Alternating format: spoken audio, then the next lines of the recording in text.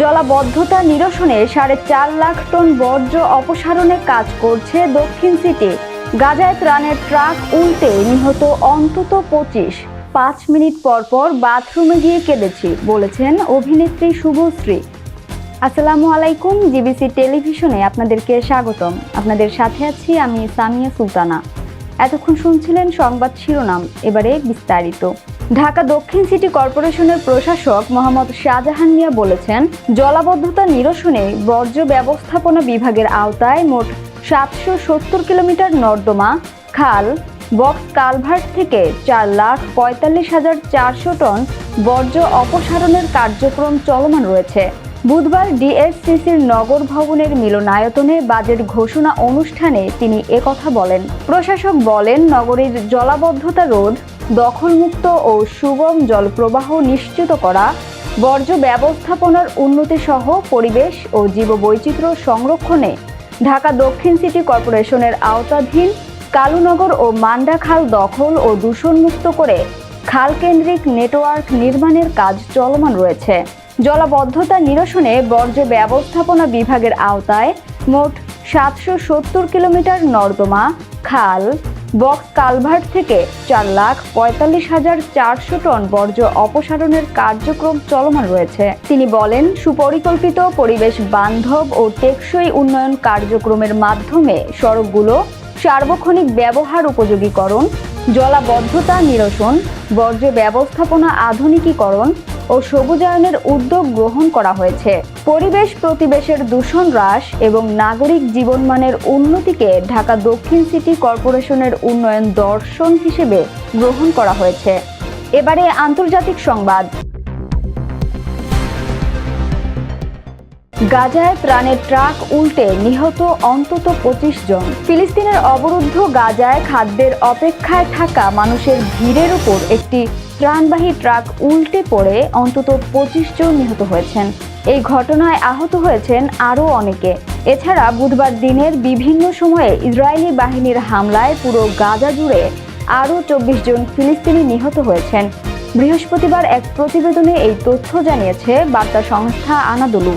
ফিলিস্তিনের রাষ্ট্রীয় সংবাদ সংস্থা ওয়াফার বরাতে জানা যায়, সেনাবাহিনীর চাপের মুখে ট্রাকটি একটি ঝুঁকিপূর্ণ রাস্তায় যেতে বাধ্য হয় এবং সেখানেই দুর্ঘটনাটি ঘটে। তবে ঠিক কোথায় এই ঘটনা ঘটেছে তা স্পষ্টভাবে উল্লেখ করা হয়নি। একটি চিকিৎসা সূত্রে জানায়, দক্ষিণ গাজার রাফাহ পশ্চিমাংশে ত্রাণ বিতরণ কেন্দ্রের কাছে অপেক্ষমান অবস্থায় ইসরায়েলি গুলিতে 5 ফিলিস্তিনি নিহত হয়েছেন। মধ্য গাজার নুসেইরাত শরণার্থী শিবিরে একটি অ্যাপার্টমেন্টে বিমান হামলায় একই পরিবারের 5 সদস্য প্রাণ হারান এবং অন্তত 20 জন আহত হন। এছাড়া গাজা শহরে ড্রোন হামলায় 6 মাস বয়সী এক শিশু নিহত হয়েছে। সে ত্রাণ শিবিরে ছিল। একই শহরের দুটি বাড়িতে আরও হামলায় অন্তত 8 জন নিহত হয়েছেন। নিহতদের মধ্যে শিশুও রয়েছে। মধ্য গাজার দেইর আল বালাহ অঞ্চলে গুলিবর্ষণে একটি আশ্রয় শিবিরে 5 জনের মৃত্যু হয়েছে। আনাদোলু বলছে, গত 18 বছর ধরে গাজা অবরোধের মুখে রয়েছে, আর চলতি বছরের 2রা মার্চ থেকে ইসরায়েল সব প্রবেশপথ বন্ধ করে দিয়েছে। ফলে মানবিক ত্রাণ প্রবেশে বাধা সৃষ্টি হচ্ছে। এতে 24 লাখ মানুষের জীবন বিপর্যস্ত হয়ে পড়েছে। গাজা সরকার জানায়, 27 জুলাই থেকে মাত্র 883টি ত্রাণ ট্রাক প্রবেশ করতে পেরেছে, যেখানে প্রতিদিন প্রায় 6000 ট্রাক প্রয়োজন।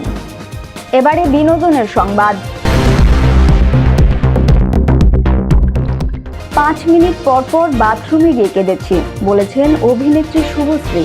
একসময় টলিউডের জনপ্রিয় জুটি ছিল দেব শুভশ্রী। পর্দার বাইরেও তাদের রসায়ন ছিল চোখে পড়ার মতো। দীর্ঘদিন প্রেম করেছিলেন দুজন, তবে শেষ পর্যন্ত বিচ্ছেদ হয়ে যায় তাদের। এত বছর পর সেই সম্পর্কের স্মৃতিচারণ করলেন শুভশ্রী। জানালেন, বিচ্ছেদের পর মানসিকভাবে ভেঙে পড়েছিলেন তিনি। জি বাংলার এক পুরনো রিয়েলিটি শো হ্যাপি প্যারেন্টস ডেতে অতিথি হয়ে শুভশ্রী নিজের জীবনের সেই কঠিন সময়ের কথা বলেন। সেখানে তিনি বলেন, আমি খুব ছোট বয়সে জীবনের খারাপ সময়টা দেখেছি।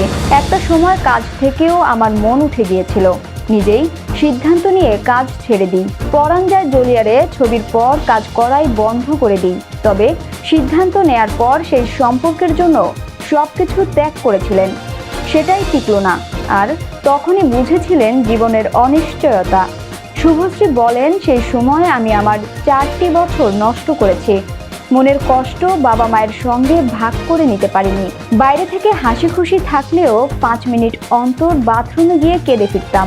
তবে জীবনের সেই কঠিন সময়েও নায়িকাকে ভেঙে দিতে পারেনি। তিনি বলেন, যখন আমার আর কিছু হারানোর ছিল না, তখনই বলেছিলাম যা পাবো সেটাই আমার প্রাপ্তি হবে। তারপর থেকেই ঈশ্বরের আশীর্বাদে জীবনের সাফল্য আসতে শুরু করে। ভালোবাসা নিয়ে তার বিশ্বাস আজও অটুট। শুভশ্রীর ভাষায়, আমি ভালোবাসাকে কখনো অস্বীকার করিনি। খারাপ অভিজ্ঞতা হলেও ভালোবাসা খুব সুন্দর একটা অনুভূতি। পৃথিবীর সব মানুষই ভালোবাসার খোঁজে আসে। পেশা, টাকা সবকিছুই পরে আসে। ভালোবাসা থাকলে সবটাই সহজ হয়ে যায়।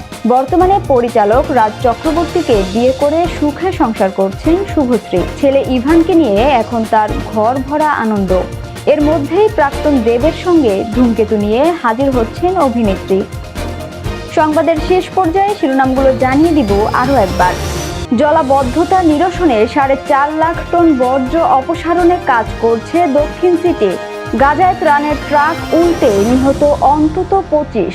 5 মিনিট পর পর বাথরুমে গিয়ে কেঁদেছি, বলেছেন অভিনেত্রী শুভশ্রী। জিবিসি সংবাদে এই ছিল এখনকার মতো। বিশ্বের যে কোনো প্রান্ত থেকে সর্বশেষ খবর জানতে ভিজিট করুন জিবিসি অফিসিয়াল ইউটিউব চ্যানেল ও ফেসবুক পেজ। এতক্ষণ সঙ্গে থাকার জন্য ধন্যবাদ সবাইকে। পরবর্তী সংবাদ দেখার আমন্ত্রণ রইল।